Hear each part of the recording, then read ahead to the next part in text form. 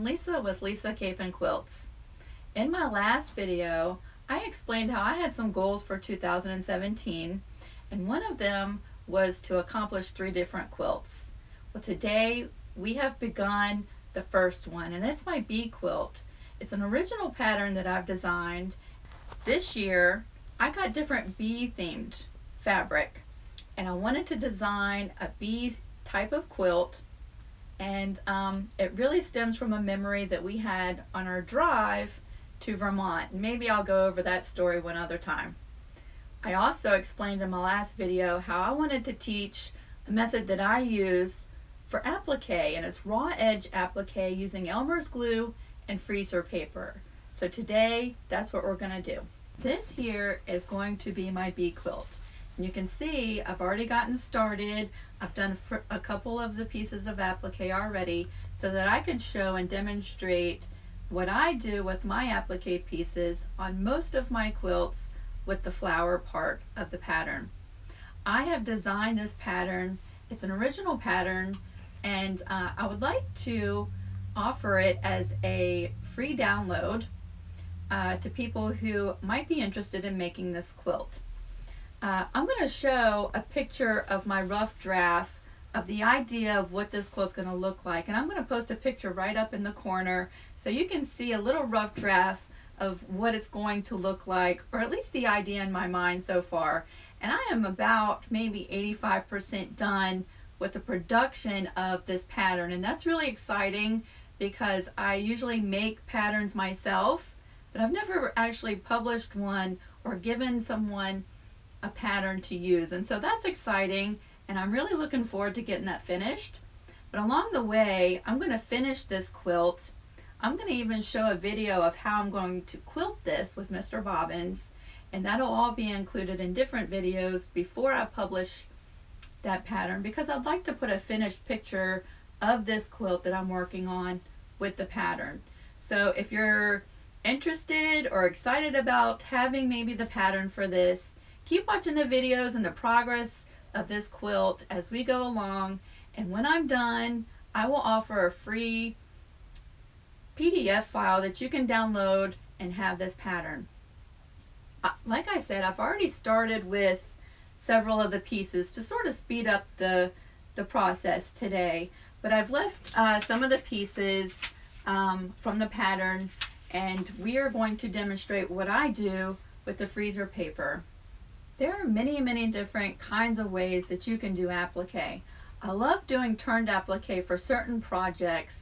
So about a year ago, I came across a technique where this person was using freezer paper and Elmer's glue and doing raw edge applique.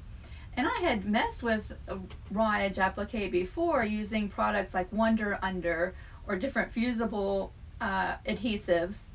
And I've always found that while it worked really well of keeping your pieces in place to do the stitching, I found that it made the quilt kind of stiff in the places where the applique was.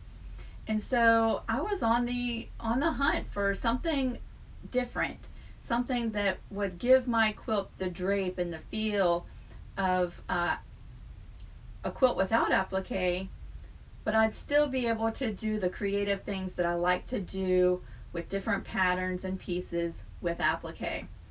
So when I came across this technique, I was in heaven because I loved it. And so I'm going to walk you through the steps of what we do with our patterns and our fabrics to put them on our quilt.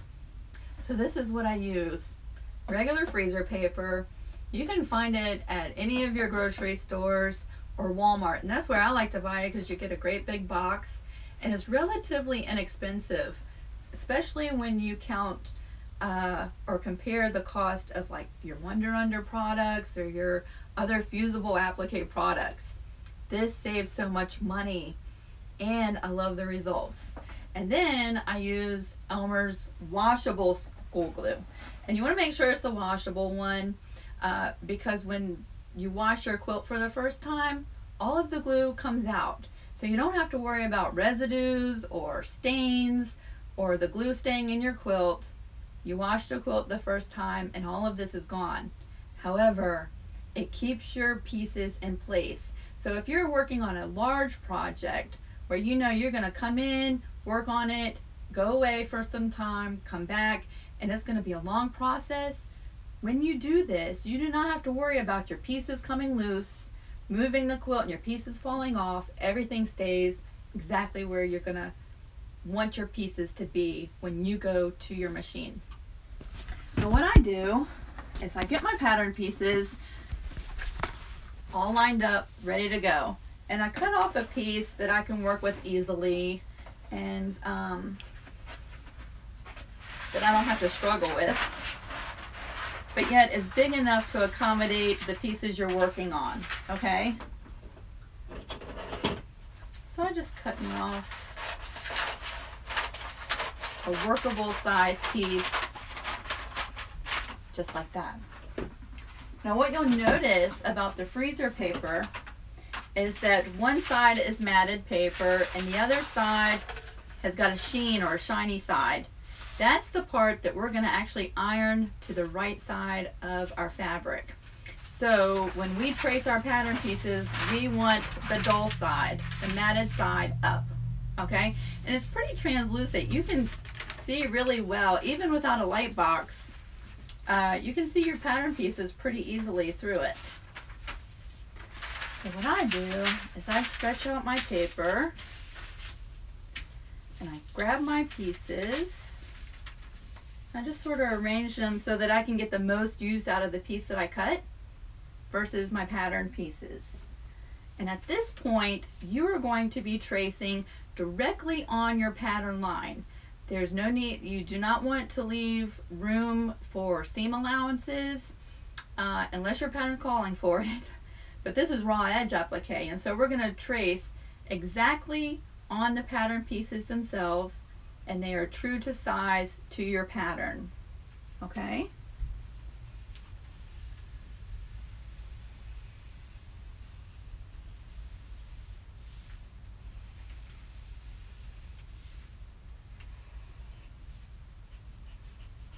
And it's that easy. And you can write on this. I use Sharpies sometimes. I try to stay away from ballpoint pens with the freezer paper because if you're moving your hand across of it, sometimes you get a little bit of mess on your hands. So pencil or Sharpie, some kind of fine tip marker, whatever works best for you. But they all write really well on the freezer paper. And you want to make sure that anything that is important to your pattern piece is also written onto the freezer paper, like your pattern number or any kind of sewing directions. And so for this piece, we want to make sure we use green fabric, and it's piece C. I've already gone through and predetermined what color fabrics I'm going to use with each piece. So I'm going to go ahead and trace all my pieces, and we're going to come back and I'm going to show you what I do next. Okay, we have traced all of our pattern pieces. And just like I said before, you want to make sure that you write on your freezer paper templates exact directions for each piece. And that would include if your applique piece is going to be tucked underneath of another piece. I usually like to leave an indicator so that when I'm cutting out the actual piece that's adhered to the fabric, that I leave a little bit of fabric to go up underneath that piece. At this point, we're going to, using our paper scissors, we're going to do a rough cut of the pattern piece. And at this point, you're not going to cut directly on the line. Just cut a little bit away from the line. We're not actually cutting out the piece that we're using in the quilt yet. So just allowing yourself some give, go through and cut all of your pieces out. Like I said, it doesn't have to be perfect. It doesn't have to be pretty. There are no rules here.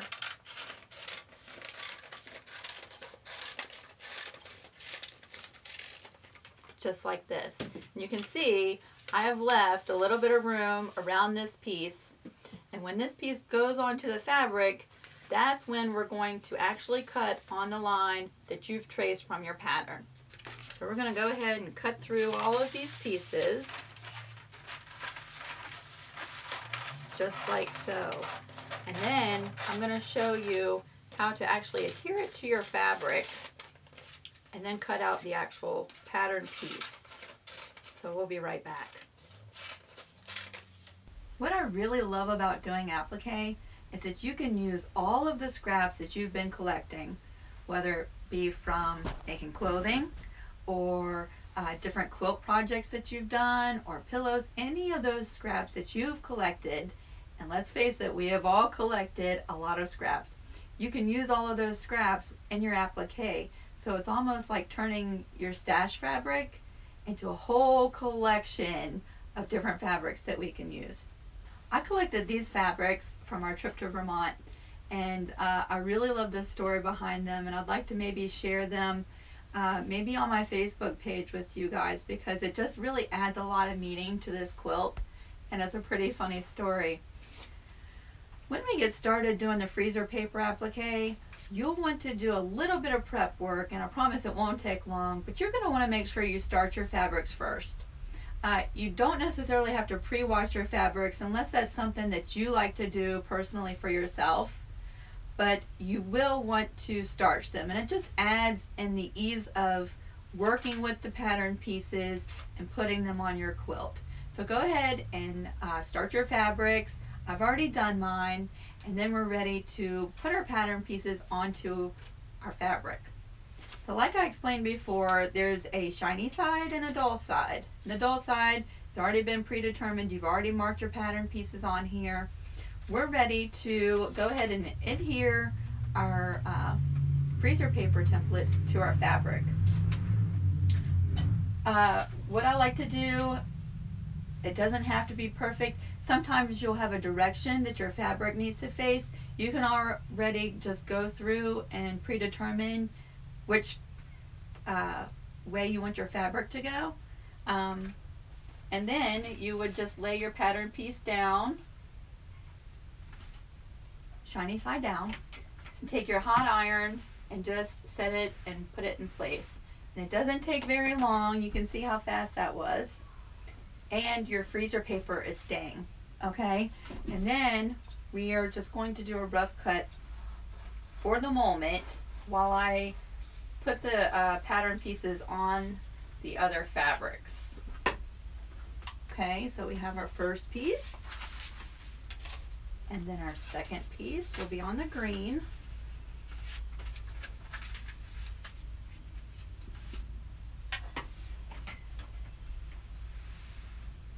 It's really, really quick technique.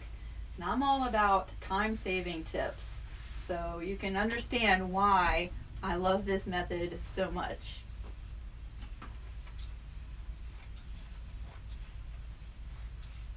At this point, you could go ahead and cut out exactly your pattern piece, but for the ease of making this video, I'm just going to go through quickly and put our pieces down, and then I'll do a more exact cut in a minute.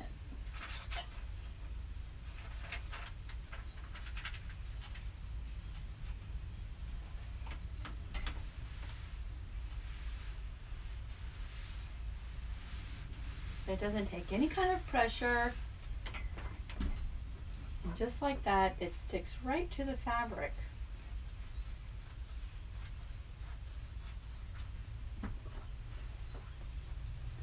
And we have our last piece.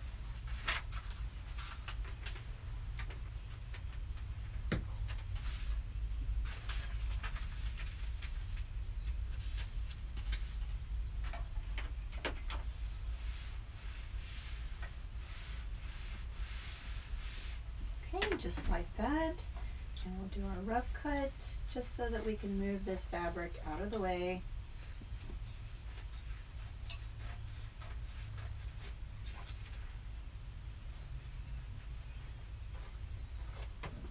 Okay, now this is where we would cut directly on the pattern line that we've drawn onto the freezer paper. And this gives us our exact measurements, our exact pattern piece according to the pattern, okay? So this is where we do not leave a seam allowance. It's just like any other type of raw edge applique. And We're just cutting on the line.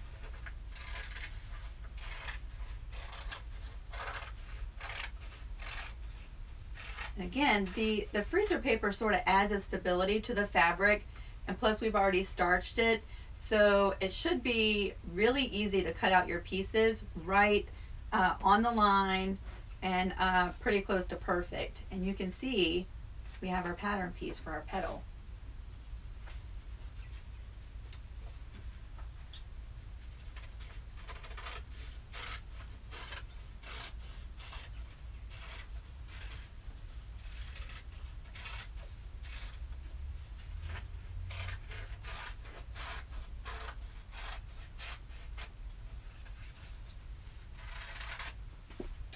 Go back and trim this up just a little bit. And like I said before, these pieces here are going to actually go underneath the center of the flower. So I just left myself some marks so that I leave myself a little bit to tuck up underneath the center. And now I will go ahead and go through the other two pieces, cutting them out on the line, and I'll meet back here and show you how to do your placement and how to actually use the glue to glue these in place. Okay, we have our pattern pieces all cut out, and now is the time when you probably want to do a rough layout of where your pattern pieces are going to go, especially if you have multiple pieces, and it's sort of important that you line them up and know that everything is going to fit, or you have everything going in the right direction before you start going through all the process of gluing your pieces in place. What I like to use is one of these pens. It's a Mark Be Gone and Disappearing Ink. And if I'm going to be moving my quilt top from where I'm doing this process to an ironing board, then I like to sort of maybe go through and mark where my pieces are going to go. And all of this comes out when you're done. So I just go through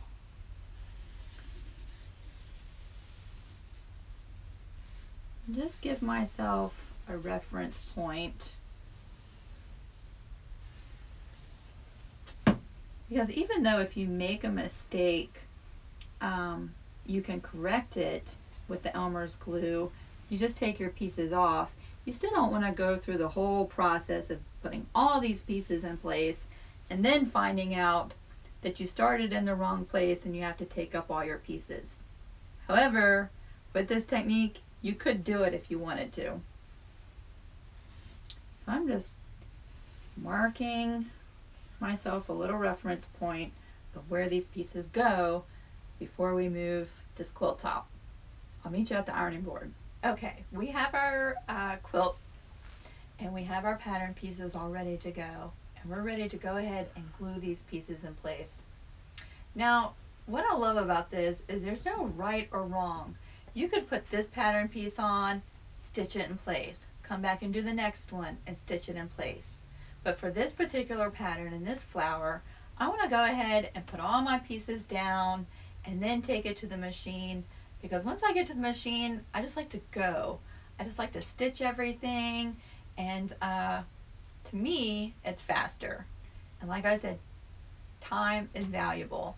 So I like to go ahead and put all my pieces in place first, but you could go back and forth. This is where we get to have fun with the glue, okay? There are different tips that you could buy that actually fit onto your glue bottle. There's several different resources online if you're interested in putting like a fine tip onto your glue bottle that dispenses small little amounts of glue at one time. I just use it straight from the bottle with the tip that it was given, and I've done it so much that I can control the amount of glue that I put onto my fabric. Everyone usually says less is more, and a little bit does go a long way. So if you are able to control it with the nozzle that it came with, that's great. If not, there are tips that you can put onto this that probably make it easier if you're finding that this bottle with this tip is putting too much glue down. It all washes out at the end. And with this technique, we're going to heat set these pieces into place, and so you don't have to worry about the glue messing with your machine at all. And I know this because I've done it a lot, okay? So what we do is we go ahead and flip our piece with the fabric side up. And I like to leave my freezer paper on the pattern piece because see how sturdy this is? I can handle my fabric relatively easy. It's almost like a piece of paper, where if this freezer paper wasn't on there, you know how flimsy the fabric piece would be. So I like to keep the freezer paper on all my pieces until I'm actually ready to stitch everything down in place, okay? And at this point, you would just go through and you're just putting a small line of glue relatively close to the edge. You don't want to use a lot because when you heat set it, the weight of the iron does tend to spread the glue out a little bit. That's okay if it does that. Like I said, all of this is going to wash out, so no worries. And that's really it. Just a small line around the edge of your pattern piece. Then we're going to find the reference marks to where this pattern piece goes.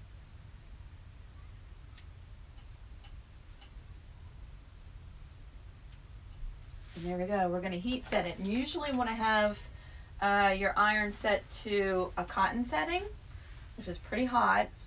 And unless you're working with someone's clothing, and then you kind of want to follow the heat instructions according to what kind of fabric it is, so that you're not melting any kind of polyesters or rayons. Most of the time we're using quilting cotton, so you want to have your heat on your iron set pretty high.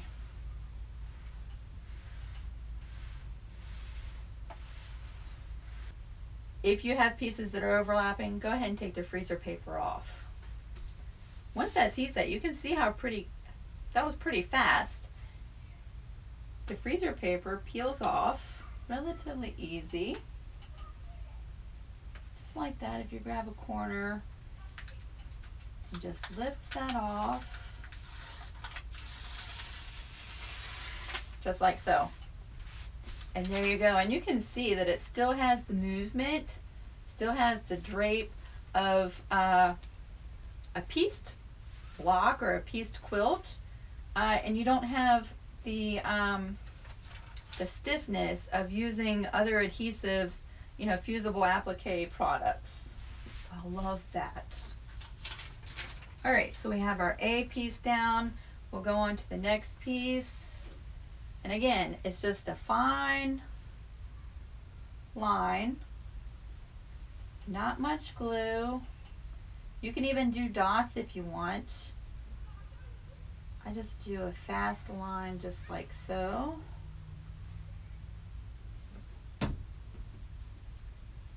Grab my piece, line it up, just like that. And then take your iron and heat set it. And that just sets the glue, it dries it really fast. And then you can move all of your pieces. Nothing's gonna fall off while you're manipulating all of this quilt in your machine while you're stitching everything down. It all stays where it's supposed to stay.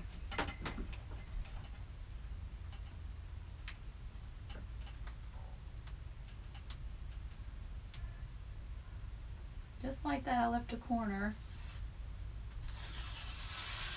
and peel it back, and there's our piece. And you can already see our flower is starting to take a little bit of shape here.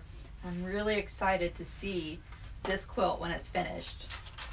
I'm going to go ahead and glue all of the rest of my pieces down, and then I'm going to show you how I do a zigzag stitch to stitch everything in place, and it's pretty simple. You can use a straight stitch if you want.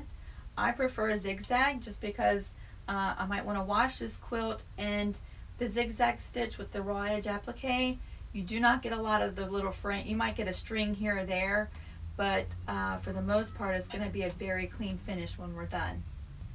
Okay, you guys, I am super excited. I'm not going to show you yet a preview of what this flower is going to look like. I'm going to go ahead and stitch all the pieces down first, and then I'll show you how our quilt's coming along. we're at the machine now, and now it's time to go ahead and stitch down all your pieces. Like I said before, you can use a straight stitch if you're more comfortable with that, or like the look of a raw edge where it's going to do some fraying around your pieces. Kind of adds like a country look to your quilt, or very homey look. Or you can do a more finished look. And that's what I typically prefer to do in case my clients want to wash their quilt. Then they're not going to have a lot of different strings here and there throughout their quilt. We're going to set up our machine to do a zigzag stitch on this quilt. So you'll go to your machine, and most of you are familiar with the zigzag stitch on your machine, but you want to go ahead and get everything set up. Make sure you have a satin stitch foot or an open toe foot that allows your needle to move from right to left. And you're going to go ahead and set your settings on your machine for a zigzag stitch. And what I like to do is just on a scrap, go ahead and adjust your stitch width and your stitch length for the type of look that you're going for. Sometimes I go for a really close stitch and one that's wider, and sometimes I spread it out and it's not as defined as like a true satin stitch. So go ahead and do all your settings, test it out on a scrap before you begin on your quilt, and at that point we are ready to stitch everything down. Alright, now we're ready to get stitching. Now this is not a video on how to do the stitching part per se. So if you are an absolute beginner and not quite sure how to do the zigzag stitch for your pieces, I really recommend watching some YouTube videos and watching some tutorials on how to familiarize yourself with doing a zigzag stitch for the applique. But I really wanted to show you the whole process for this piece in the raw edge applique technique. So I'm going to show you a little bit of the stitching and the progress of this quilt.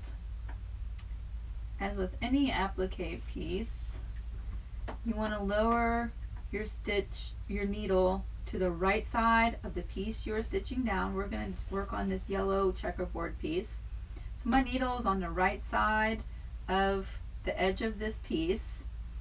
It helps if you have a needle position function on your machine. Go ahead and set that so that when you stop stitching, your needle is going to be in the down position so that you can pivot or turn your work.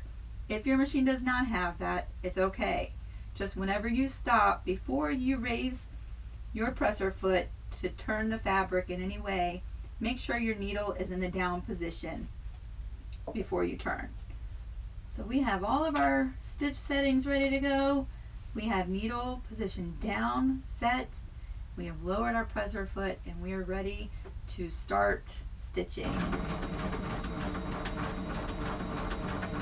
And you can go as fast or as slow.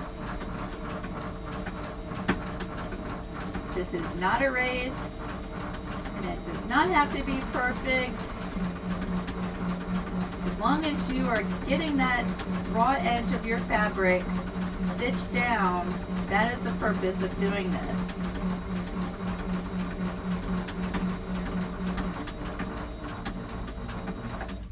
Now, what I like to do when I'm doing this is usually I have the same color thread in my bobbin as I do as my top thread, so that if any thread pops to the front, you're not seeing a different color. For this quilt, I just went with like a light beige thread. Just sort of complements all of the colors in my piece. You could use a totally different color just to add a little dimension, a little pop to your applique work. For this piece, we've gone with just a light beige color.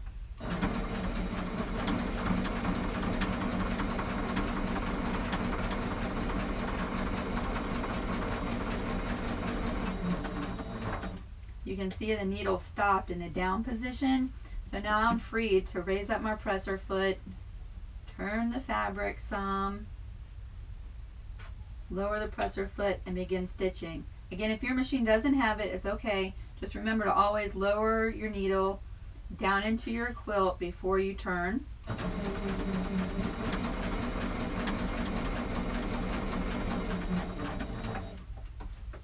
do a lot of turning. You know, I've watched a lot of videos where people do this and they just turn everything in there. For me, you know, I don't think that there's a right or a wrong way to do things. I think you do what is comfortable for you and what gives you the best results. And for me, I stop the machine, I take my time, razor presser foot, and move my fabric so that I'm not having a, you know, a bunch of bulk or a bunch of wrinkles in there. It's just easier for me to see, easier for me to manipulate the piece if I stop as I go along.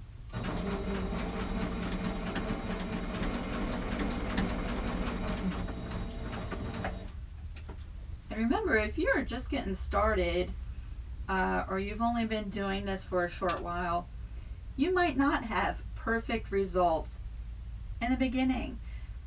I urge you, keep on going, because each quilt you do, you're going to get better and better and better as you go along.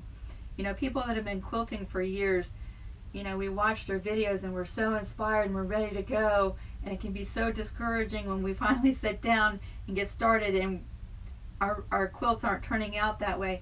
They have spent countless hours working to perfect their techniques, perfect their skills, and it shows. And we're not going to get to that level right away. It's going to take an investment of time. It's going to take patience. But I really urge you, even if you're not happy with your first quilt or two, keep on going, and you're going to get better and better as you go along. And remember, even people that have been quilting and sewing for 30, 40 years, they still make mistakes, and it's okay.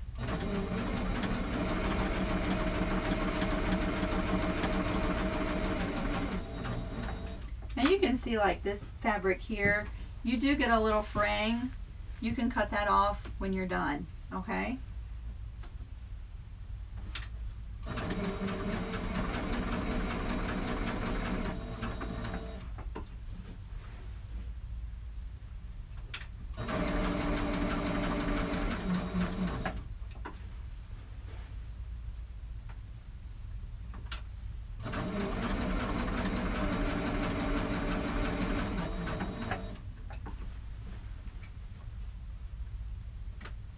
Now you can kind of get a preview of the different fabrics. It's going to be so cute.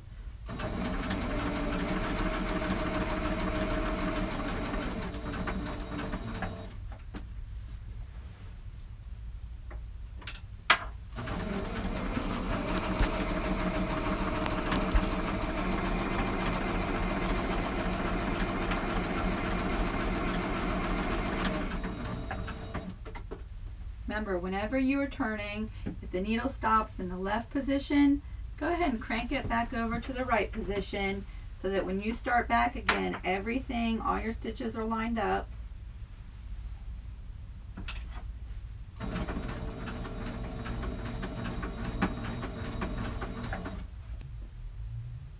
You guys, I am so excited about the way that this quilt is turning out. When we go on our trips and I pick up the fabrics for this year's quilt, I don't usually have a quilt pattern or a design in mind for the fabrics. I just see fabrics that I absolutely love and I pick them up. And I really think that this year they are turning out so cute together. You can see the progress of where we are now with the quilt, and then where I'm taking the quilt and the rough design of what the quilt's going to look like when we're done.